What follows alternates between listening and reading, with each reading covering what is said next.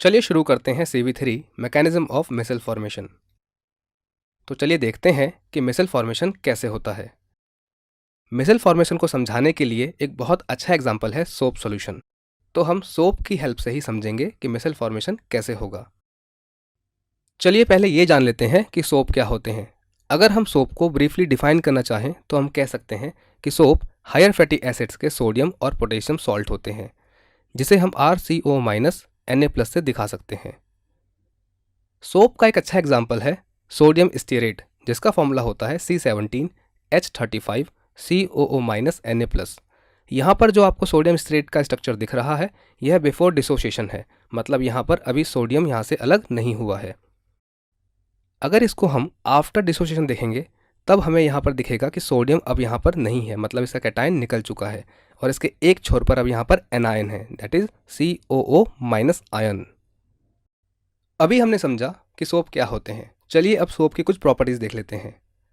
Generally soap को हम ऐसे रिप्रेजेंट कर सकते हैं। यहाँ पर सोप के दो हिस्से हैं, एक तो लॉन्ग कार्बन चेन और दूसरा उसका आयनिक हिस्सा।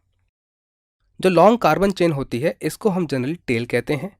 ये नॉन पोलर होती है, हाइड्रोफोबिक होती है, वाटर रिपेलेंट होती है और ऑयल, ग्रीस या डर्ट में सॉल्युबल होती है। अगर हम आयनिक हिस्से की बात करें तो इसे हेड कहते हैं। इसका नेचर पोलर होता है, ये हाइड्रोफिलिक होती है, वाटर लविंग होती है और वाटर में सॉल्युबल हो जाती है। तो अब आप ये समझ चुके हैं कि सोप क्या होता है और सोप की प्रॉपर्टीज़ क्या होती है।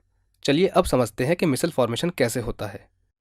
यहाँ पर एक कंटेनर है, इसमें वाटर है और स्टीरेट आयन है। यहाँ पर स्टीरेट आयन की जो कॉन्सेंट्रेशन है वो CMC से नीचे है।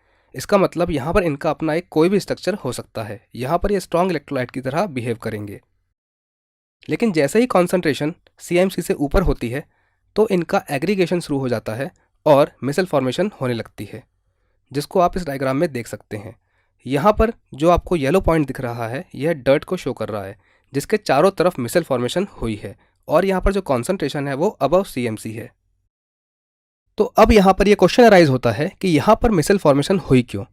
तो जैसा कि आप जानते हैं कि सोप के स्ट्रक्चर के दो पार्ट होते हैं, जिसमें से एक पार्ट ग्रीस में डिजॉल्व होता है जिसे हम टेल कहते हैं और दूसरा पार्ट वाटर में डिजॉल्व होता है जिसको हम हेड कहते हैं। और यही कारण है यहाँ पर मिसल फॉर्मेशन का। चलिए अब देखते हैं क्लिनजिंग एक्शन ऑफ सोप्स, यानी सोप कैसे सफाई करते हैं। सोप्स की क्लिनजिंग एक्शन का मेन रीजन होता है मिसल फॉर्मेशन। सोप का स्ट्रक्चर तो आप जान ही चुके हैं। यहाँ पर जो टेल होती है वो हाइड्रोफोबिक होती है और जो उसका हेड होता है वो हाइड्रोफिलिक होता है।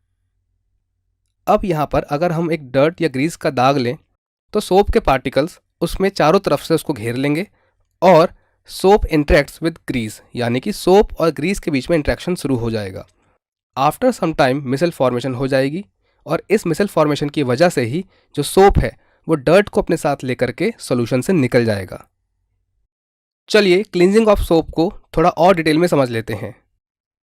यहाँ पर क्लोथ पर ग्रीस दिखाया गया है और कुछ ऊपर सोप्स के पार्टिकल्स दिखाए गए हैं।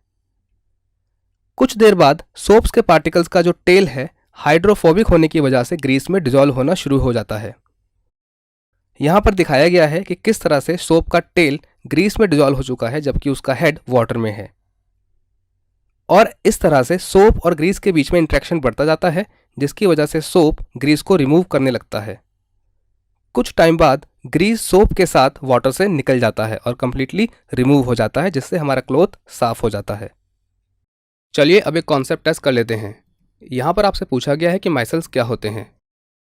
अब आप इस वीडियो को 1 मिनट के लिए पॉज कीजिए और इस क्वेश्चन को सॉल्व करने की कोशिश कीजिए। चलिए अब इस क्वेश्चन का सॉल्यूशन देख लेते हैं। मिसल्स सरफेक्टेंट मॉलिक्यूल्स का एग्रीगेट होता है जिसमें बोथ हाइड्रोफिलिक और हाइड्रोफोबिक एंड्स होते हैं। यहाँ पर आप देख सकते हैं जो हाइड्रोफिलिक हेड होता है वो यहाँ पर एक्वस में होता है और जो हाइड्रोफोबिक टेल होती है वो ग्रीस या डर्ट में होता है।